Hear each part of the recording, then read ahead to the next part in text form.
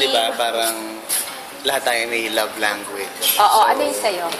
Ang love language ko is service. Wow, sweet. Service. So, Sweet diba? ibig sabihin ng parang driver ako lang. Susundo. Service. Oo, taga-igib, hindi loko lang. Linawin mo yun. Hindi, parang magsusundo. Service. Oo, taga-sundo. Susundo mo siya sa work. Time na magsundo, kung meron akong time na mag-ayos ng nasirang lock, kung meron akong Wow. bigay, mas-service. So, hindi ako masyado yung Oo, yung gifts. material Mas- things. How can I help you? Oo. Kasi ganun din siya. So compatible kayo sa language of love. So far. So, Napakilala mo siya sa parents. Nakilala na, yes. Nagpunta na siya sa taping ni Enka. Bawal.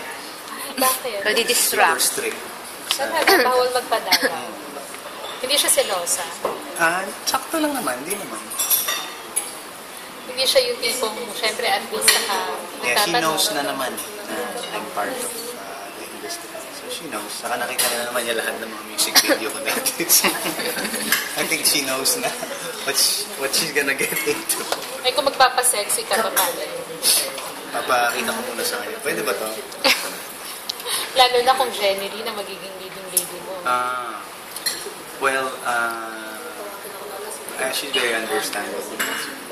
I think it's gonna be no problem. Pero wala pang marriage plans. Sa ngayon, today, wala pa namang marriage. Bukas, pero. Baka mamaya meron. Next. Pero yung parents mo ba parang tinatanong ka na when are you going to get Pina-pressure ka na married? ba?